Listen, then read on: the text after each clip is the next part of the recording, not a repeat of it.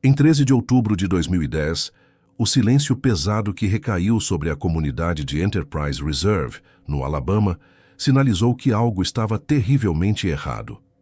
Tracy Willimon, uma mulher descrita por seu sorriso radiante e resiliência inabalável, não compareceu ao seu turno no hospital, disparando um alerta imediato entre seus colegas dedicados. O que começou como uma simples verificação de bem-estar por parte de seu senhorio revelou uma cena de brutalidade inimaginável dentro de um lar que deveria ser seu refúgio.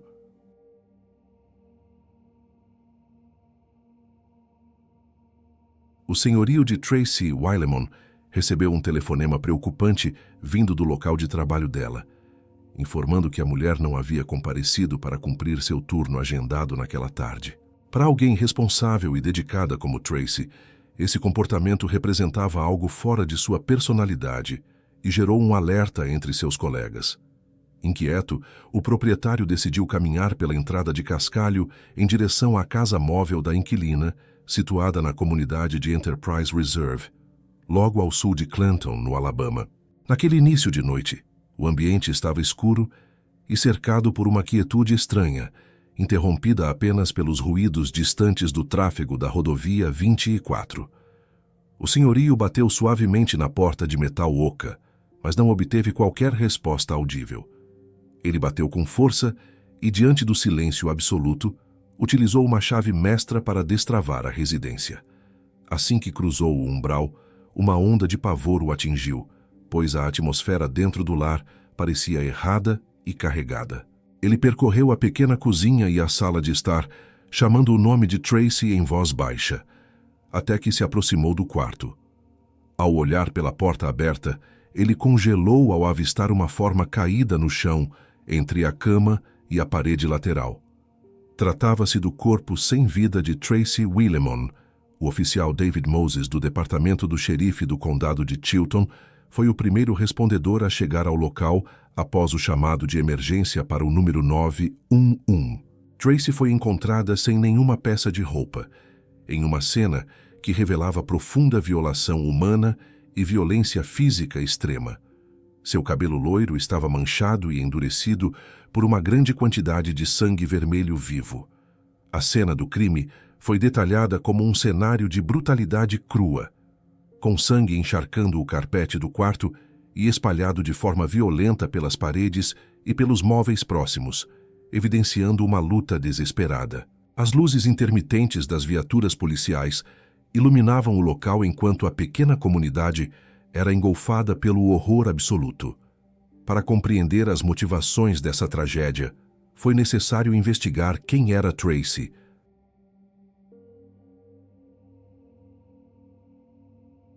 Nascida no dia 29 de setembro de 1966, na cidade de Artesia, na Califórnia.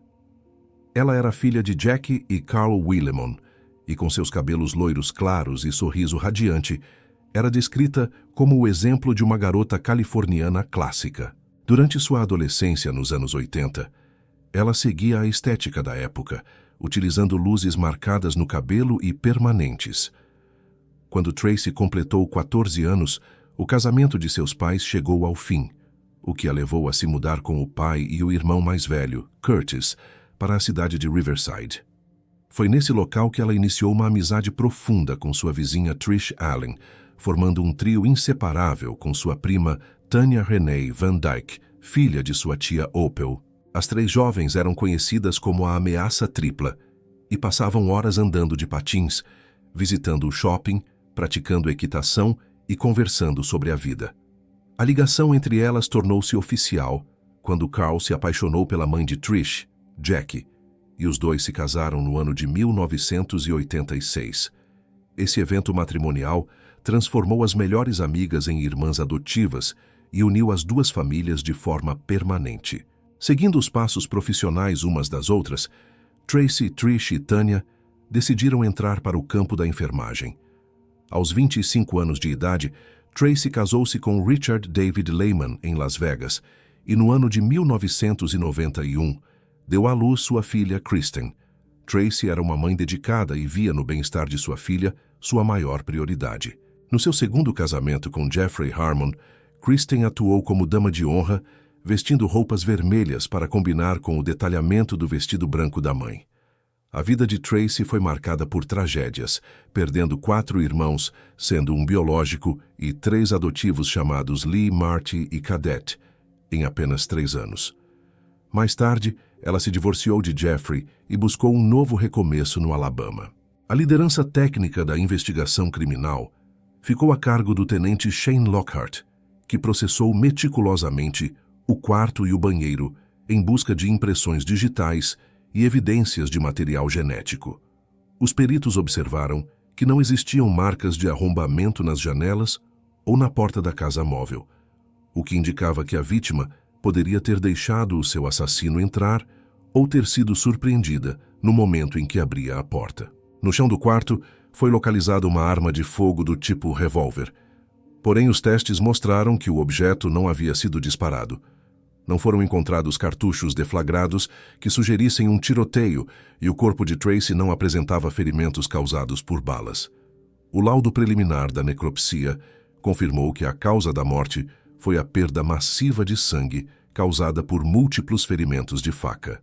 Tracy sofreu golpes no pescoço e 2 ferimentos nas costas, sendo que a ferida principal foi um corte que ia de uma orelha até a outra, totalizando 20 centímetros de comprimento.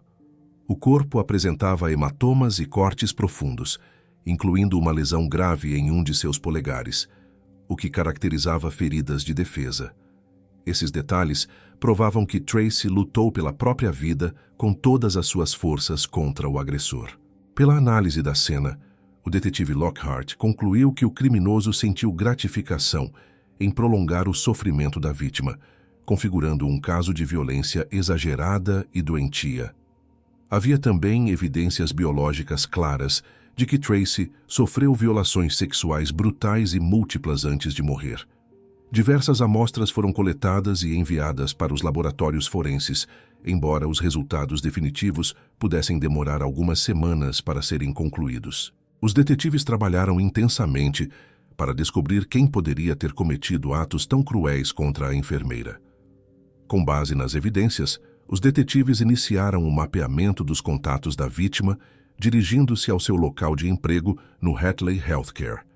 Essa instituição era uma casa de repouso com 200 leitos situada em Clanton, onde Tracy desempenhava a função de assistente de enfermagem certificada. Seus superiores descreveram Tracy como uma profissional cheia de energia e muito generosa, ressaltando que ela nunca faltava aos compromissos e sentia orgulho em ajudar os pacientes. No período que antecedeu a morte, Tracy não possuía automóvel e dependia de caronas ou do sistema de ônibus para fazer o trajeto de 16 minutos até o hospital.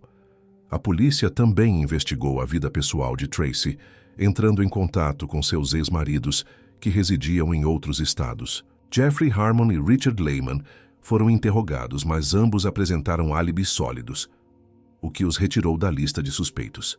Enquanto os investigadores buscavam pistas, um amigo da vítima procurou as autoridades com uma informação sobre um homem chamado Tom Richardson, que residia na mesma comunidade. Segundo o relato, Tracy havia se queixado de que esse vizinho a assediava e agia de forma estranha sempre que ela saía de sua residência.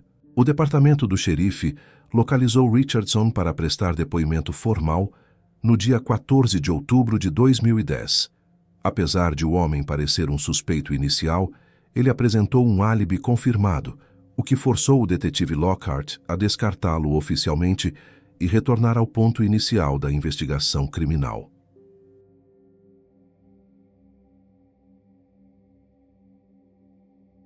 A investigação seguiu caminhos sombrios e inesperados para todos. A investigação policial sobre o trágico destino de Tracy Wileman permitiu a reconstrução detalhada dos passos finais da vítima antes da ocorrência do crime.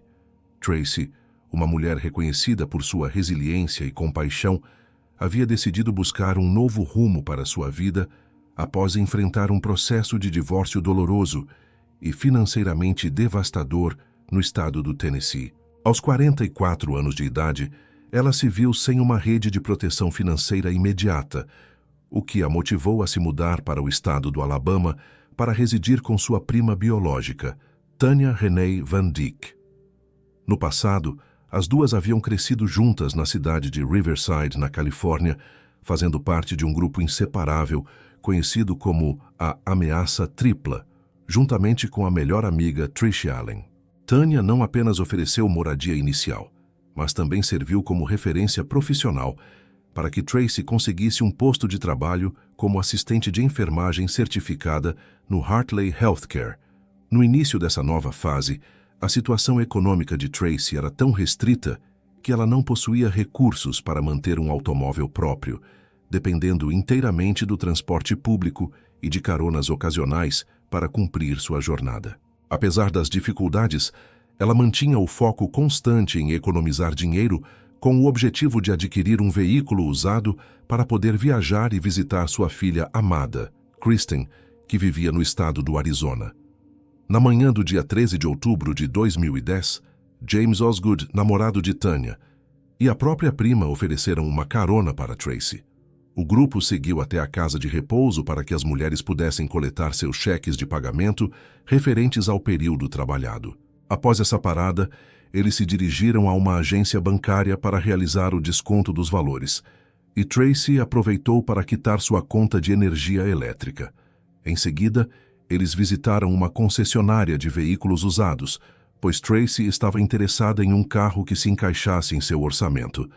James afirmou em seus depoimentos iniciais que, após essas atividades, ele e Tanya deixaram Tracy em sua casa móvel e retornaram para casa, onde teriam permanecido pelo restante da noite. Essa versão foi sustentada pelo casal e parecia confiável, já que os registros de câmeras do banco e os depoimentos dos funcionários do lote de carros confirmavam os locais descritos.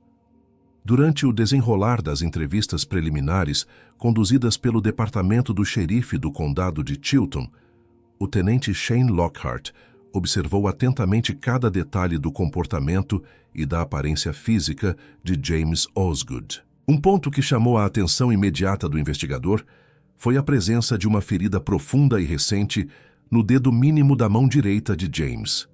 O suspeito tentou minimizar o fato, alegando que o corte havia sido causado por um acidente doméstico comum enquanto ele trabalhava em sua residência. No entanto, a percepção técnica dos oficiais identificou a marca como um corte de deslizamento, uma lesão característica em cenários de ataques com facas, onde a empunhadura torna-se escorregadia por causa de fluidos biológicos ou água. Essa observação trouxe à memória dos investigadores casos anteriores de violência extrema, como o assassinato de uma mulher chamada Dorene, onde o agressor também apresentava ferimentos semelhantes nas mãos após o crime. Além da suspeita física, a polícia possuía a evidência de uma arma de fogo encontrada no quarto de Tracy, um revólver que não havia sido disparado durante o evento trágico.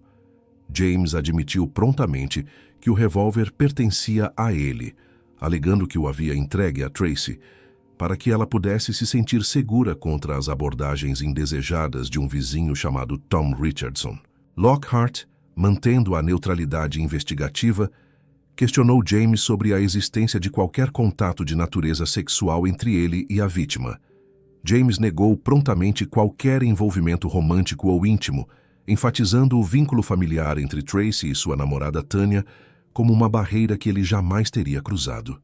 A investigação atingiu um ponto de virada fundamental no dia 18 de outubro de 2010, quando os oficiais Jeff Cobb e Shane Lockhart trouxeram James Osgood para um novo interrogatório formal. Sob a pressão contínua dos detetives e as evidências que começavam a se acumular, James decidiu mudar sua narrativa anterior de forma drástica. Ele confessou aos investigadores que na tarde em que Tracy foi morta, ele e Tanya entraram na casa móvel da vítima para realizar um ato sexual em grupo de natureza consensual. James tentou justificar sua mentira inicial, afirmando que agiu para proteger a honra de Tanya, que supostamente sentia uma vergonha profunda por seus desejos íntimos envolvendo sua própria prima. James chegou a detalhar que atos sexuais orais haviam sido realizados durante o encontro. Apesar dessa admissão surpreendente, Ele manteve a afirmação de que não teve qualquer participação no homicídio, garantindo que Tracy estava perfeitamente bem quando o casal se retirou da residência. O comportamento de James durante essa fase do interrogatório foi descrito pelos oficiais como extremamente frio e desprovido de qualquer traço de remorso ou tristeza pela perda de Tracy. Ele demonstrava um distanciamento emocional nítido, tratando a vítima apenas como a garota, em vez de usar seu nome real, o que chamou a atenção das autoridades. O oficial Jeff Cobb confrontou James sobre essa falta de empatia, solicitando que ele demonstrasse algum sentimento humano pela situação trágica da enfermeira.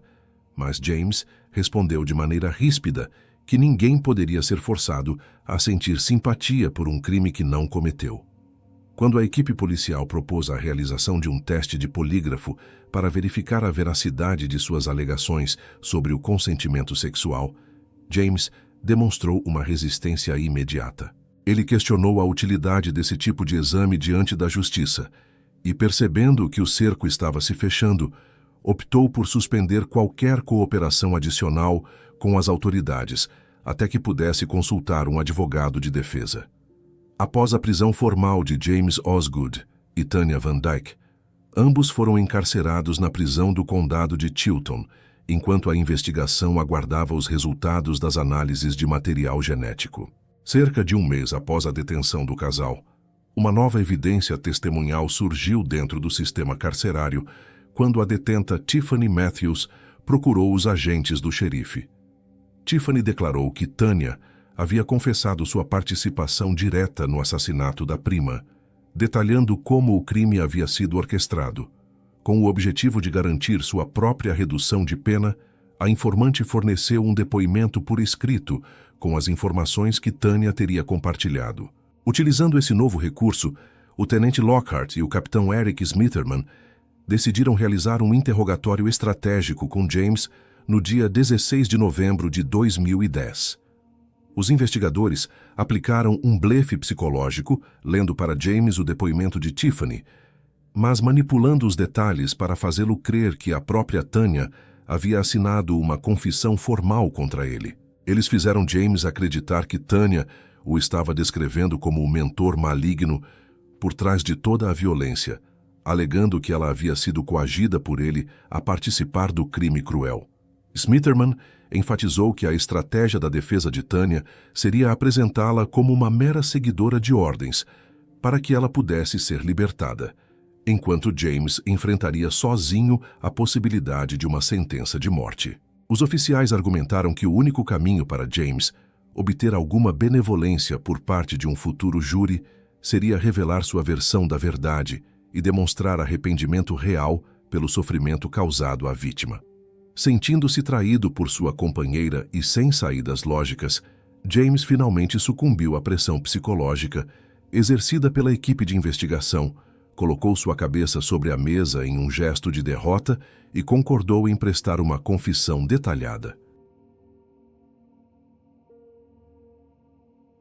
James admitiu que ele e Tanya haviam desenvolvido fantasias doentias, após assistirem a episódios de séries criminais como CSI, onde personagens sequestravam e torturavam mulheres, e decidiram colocar esses planos sombrios em prática contra Tracy Wilemon.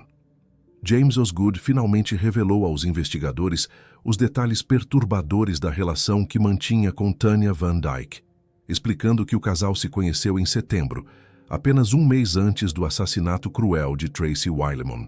Os dois formaram um vínculo imediato, baseado em um vício compartilhado em substâncias químicas ilícitas e em um interesse obsessivo por produções televisivas de natureza criminal, passando longas horas assistindo a episódios da série de ficção policial conhecida como CSI. James relatou que, ao acompanharem um episódio específico que narrava a história de dois irmãos que sequestravam mulheres para submetê-las a torturas em um cativeiro, ele confessou para Tanya que sempre nutriu o desejo profundo de realizar atos semelhantes na vida real. Para sua surpresa, Tanya não apenas validou esses pensamentos sombrios, como também revelou possuir fantasias de dominação que envolviam sequestro, o uso de força não consensual e atos violentos que deveriam culminar em homicídio.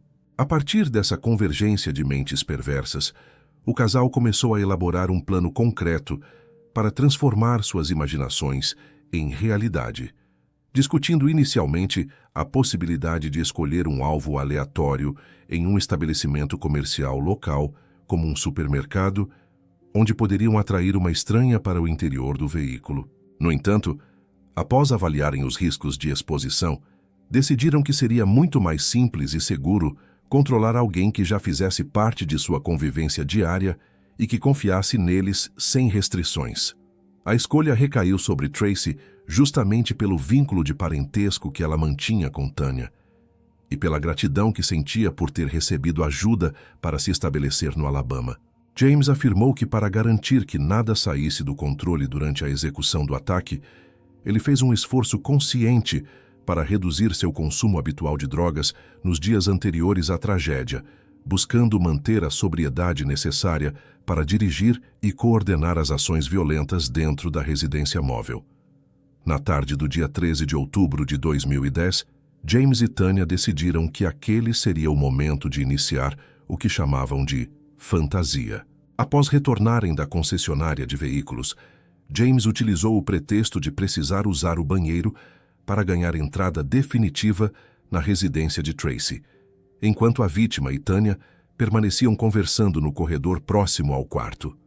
Conforme haviam planejado minuciosamente, o sinal para o início das agressões físicas não foi uma palavra, mas sim um tapa forte que Tanya desferiu no rosto da própria prima, um gesto deliberado de violência que serviu como ponto de partida para o ataque. Ao ouvir o som da agressão, James saiu rapidamente do banheiro e surpreendeu Tracy por trás, envolvendo seu pescoço com os braços em uma manobra de estrangulamento até que ela perdesse os sentidos. Quando a enfermeira recuperou a consciência, ela já se encontrava dentro de seu próprio quarto, onde foi despida e mantida sob o controle de James, que utilizava um revólver para garantir sua submissão total. Sob ameaças constantes, Tracy foi forçada a realizar práticas sexuais degradantes, enquanto Tanya mantinha a arma apontada para sua cabeça, com James instruindo-a a atirar caso a vítima tentasse resistir ou fugir. O terror psicológico infligido foi tão extremo que a vítima perdeu o controle fisiológico e urinou no local, sendo posteriormente levada ao banheiro sob custódia armada, sob o pretexto de se limpar, mas servindo apenas para que os abusos continuassem em um ambiente ainda mais confinado e humilhante. James detalhou aos policiais que forçou Tracy a realizar atos sexuais enquanto ela ainda estava no vaso sanitário, demonstrando um prazer sádico em desumanizar a mulher que o havia acolhido. A situação de horror atingiu seu ápice quando Tracy Wileman, em um momento de puro instinto de sobrevivência, aproveitou uma breve distração de James para correr em direção à saída dos fundos de sua casa móvel. No entanto, seu esforço para alcançar a liberdade foi interrompido de forma brutal quando James a alcançou, agarrando-a violentamente pelos cabelos e arrastando-a de volta para o interior do quarto para continuar as agressões. Durante essa fase final de violência, James relatou que trocou um olhar carregado de intenção com Tanya, um momento de comunicação não verbal onde ambos concordaram que a vida de Tracy deveria ser interrompida naquele instante. O agressor justificou sua decisão alegando que, após a tentativa de fuga, ele não acreditava mais que Tracy pudesse manter o segredo sobre as violações que havia sofrido, tornando seu assassinato uma necessidade prática para os criminosos. Sem demonstrar qualquer hesitação, James retirou uma faca que transportava escondida dentro de sua própria meia e desferiu 2 golpes profundos nas costas da vítima, visando atingir seus pulmões para impedir que ela continuasse a lutar. Enquanto Tracy agonizava, James pediu cinicamente que ela parasse de resistir, afirmando que o ataque não era motivado por ódio pessoal, mas apenas por uma necessidade de concluir o plano. O golpe final e decisivo foi um corte profundo e extenso que atravessou a garganta de Tracy de um lado ao outro, uma ferida de 20 centímetros que interrompeu definitivamente sua vida. De forma fria e calculista, James disse à vítima que seu sofrimento estava finalmente terminando, observando-a enquanto ela sucumbia à perda massiva de sangue. Imediatamente após consumarem o homicídio, James Osgood e Tanya Van Dyke demonstraram uma total falta de remorso ao utilizarem as instalações da casa de Tracy para se limparem. O casal tomou um banho conjunto no chuveiro da vítima, buscando remover as manchas de sangue e outros vestígios biológicos de seus próprios corpos antes de deixarem a residência. James confessou que eles haviam trazido gasolina no veículo com o objetivo inicial de incendiar a residência e destruir todas as evidências físicas da tortura e do assassinato. No entanto, eles decidiram abandonar essa parte do plano ao perceberem que o movimento de vizinhos retornando de seus empregos estava aumentando, o que poderia levar à detecção imediata das chamas e de sua presença no local. Na pressa de evadir a cena do crime, o casal acabou deixando para trás o revólver de James, que foi encontrado caído sobre o carpete do quarto, mas conseguiram levar a faca utilizada no crime, que foi posteriormente arremessada nas águas de um riacho nas imediações. Ao retornarem para a casa onde viviam, o casal celebrou o crime mantendo relações sexuais, alegando aos investigadores que o ato de violência e o poder exercido sobre Tracy funcionaram como um potente estimulante para o desejo íntimo de ambos. Apesar de acreditarem que haviam sido cuidadosos, os exames forenses realizados semanas depois detectaram a presença massiva do material genético de James e Tanya no corpo da enfermeira e em diversos móveis da casa móvel, o que permitiu à polícia descartar outros nomes que figuravam inicialmente como suspeitos e focar inteiramente na responsabilidade direta do casal. A detenção formal de James Osgood foi seguida por graves acusações de homicídio capital, além de crimes relacionados à violência sexual e práticas de sodomia de primeiro grau.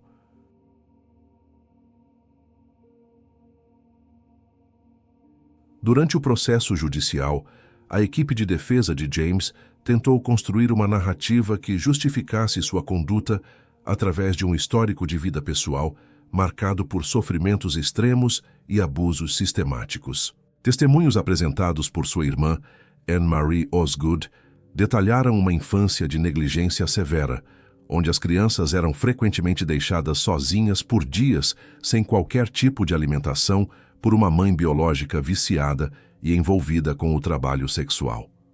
O quadro de instabilidade piorou com o assassinato da mãe e a posterior transferência de James para o sistema de proteção à criança quando ele tinha apenas 2 anos de idade. No entanto, os lares adotivos geridos por Richard e Peggy Osgood mostraram-se ambientes igualmente perigosos, onde o menino foi submetido a espancamentos severos e abusos sexuais recorrentes que começaram antes mesmo de ele ingressar na escola primária.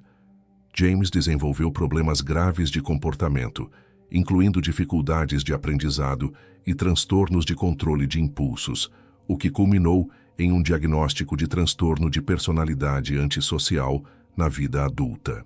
No entanto, avaliações psiquiátricas rigorosas conduzidas por profissionais como o Dr. Leonard Murby estabeleceram que, apesar de sua formação traumática, James era perfeitamente capaz de distinguir o certo do errado e possuía plena capacidade mental para entender a natureza criminosa de suas ações ao assassinar Tracy. Também foi revelado que ele mantinha uma vida pessoal desorganizada, alegando ter gerado 10 descendentes com diversas mulheres, embora legalmente apenas uma criança estivesse vinculada ao seu nome. O julgamento de James Osgood, realizado no ano de 2014, resultou em uma condenação unânime por homicídio capital e na recomendação de sua execução pelo estado do Alabama. Em um processo separado, Tanya Van Dyke enfrentou o tribunal e optou por aceitar um acordo de admissão de culpa no ano de 2015 para evitar a sentença de morte. Pelos termos do acordo, ela aceitou a sentença de prisão perpétua sem direito a qualquer tipo de apelação futura ou liberdade condicional. Durante as sessões no tribunal, Tanya demonstrou um choro aparente ao admitir ter ferido a prima, que afirmava ser sua melhor amiga, mas as reações da família de Tracy foram de total descrença e repulsa, com Jackie e Trish interpretando a emoção como uma encenação para garantir o benefício do acordo. As evidências revelaram que Tanya alimentava uma inveja doentia e persistente em relação a Tracy desde que eram jovens, sentindo rancor pela beleza física, pela facilidade de Tracy em fazer amizades e pela relação estável que ela mantinha com a filha Kristen.